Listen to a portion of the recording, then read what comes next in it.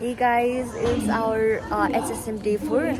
आजको भ्लग यहीँबाट स्टार्ट गर्छु। हामी अहिले हस्पिटल क्यान्टिनमा छौँ अनि अब यहाँ चिया खान आएको। त्यसपछि हाम्रो आजको काम मैले मेकअप गर्न भएको छैन। मेकअप बेसिक स्किन केयर पनि गरेको छैन है त।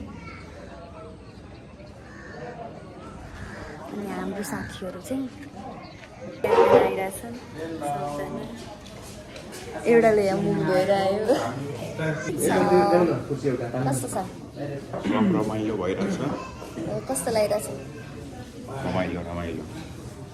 ओके, आज हामीले एमएसएस गर्छौँ। त्यसपछि अहिले पछि अगाडि गर्छौँ। गाइस हामीले चिया खायौँ, त्यसपछि समोसा, हामीले समोसा भन्छौँ, यिनीहरूले पफ भन्छ, पफ खाएँ। त्यसपछि आलुवाला समोसा खाएँ। त्यसपछि भारत जनस्वास्थ्य अधिकृत अञ्जली पौडेल नमस्कार टक्राउन चाहन्छु। हामीले प्रत्येक महिना चाहिँ यो भर्चुअल सेसन सञ्चालन गरिरहेका छौँ, जसमार्फत हाम्रो स्वास्थ्यकर्मीहरूलाई चाहिँ लागेका आफूलाई चाहिएका सिप विकास गर्नको लागि चाहिँ उद्देश्यका साथ हामीले यो भर्चुअल सेसन चाहिँ कन्डक्ट गरिरहेका छौँ। र आजको यस महिनाको गर्ने टपिकमा चाहिँ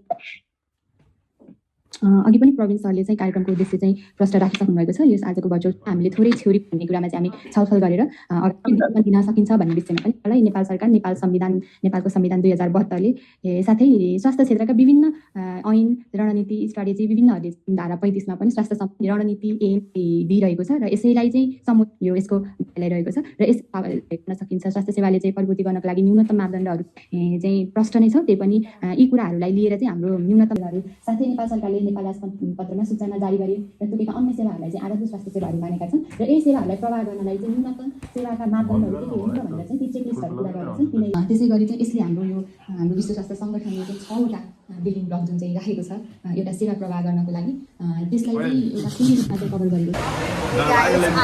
हस्पिटल आएनौँ किन भन्दा आज पढ्ने भनेर। अनि अब मलाई चाहिँ लागेको थिएन, म रेडी भएको, तर यिनीहरू मानेनन्।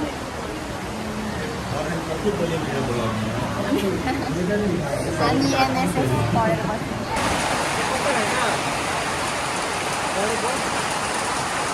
सानो सानो चाहिँ छ के